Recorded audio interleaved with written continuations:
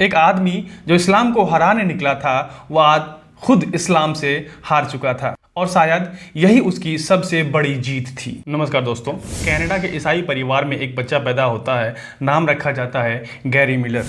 बचपन से ही चर्च जाता है, बाइबल पढ़ता है और ईसाई धर्म पर विश्वास करता है। धीरे धीरे उसमें एक चीज विकसित होती है, वो है तर्क की समझ। वो हर चीज लॉजिक से सोचता है, सवाल करता है और जवाब खोजता है। बड़े होकर यूनिवर्सिटी ऑफ टोरंटो से उसने मैथ में पीएचडी की और प्रोफेसर बन गया। गैरी मिलर प्रोफेसर के साथ साथ एक मिशनरी भी था। वो ईसाई धर्म का प्रचारक था और इस्लाम धर्म को एक गलत धर्म मानता था। उसे लगता था इस्लाम सिर्फ डर और भावनाओं पर आधारित एक धर्म है और अगर कोई तर्क से बात करे तो इस्लाम को आसानी से गलत साबित किया जा सकता है। एक दिन उसने फैसला किया, मैं इस्लाम को उसी के किताब से गलत साबित करूंगा।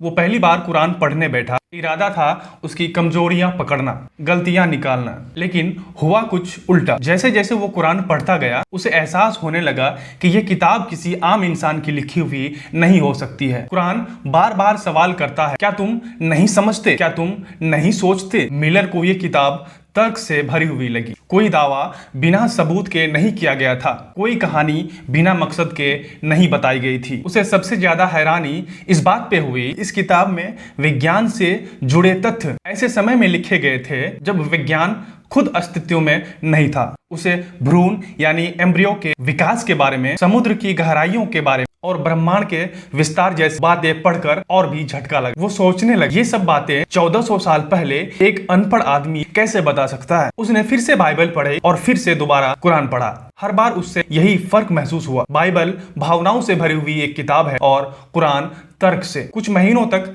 लगातार वो कुरान को पढ़ता रहा। हर सवाल जो उसके मन में आता था, जवाब उसे कुरान में मिलता जाता था। आखिरकार 1978 में मिलर ने इस्लाम कबूल कर लिया। अब उसका नाम था अब्दुल अहद ओमर। उसने न सिर्फ इस्लाम अपनाया था बल्कि एक नई जिंदगी की शुरुआत की थी। उसने एक किताब भी लिखी जिसका नाम है द अमेजिंग कुरान, जिसमें उसने बताया कि यह किताब यानी कि कुरान क्यों अलग है, क्यों यह किताब किसी इंसान की लिखी हुई नहीं हो सकती है, कि क्यों यह किताब किसी इंसान की दी हुई नहीं हो सकती है। इसके बाद वो सऊदी अरब और अबू धाबी में यूनिवर्सिटी प्रोफेसर बना। लोगों को गणित पढ़ाता था और साथ ही साथ इस्लाम की सोच, तर्क और ज्ञान को फैलाता था। उसने कभी जबरदस्ती नहीं की, कभी डर नहीं दिखाया, बस यही कहता था, खुद पढ़ो, खुद सोचो और खुद समझो। जिंदगी के आखिरी सालों में वो गुमनामी में चले गए थे, कहीं कोई चर्चा नहीं था, लेकिन उसकी कहानी आज भी जिंदा है। एक आदमी जो इस्लाम को हराने निकला था वो आज खुद इस्लाम से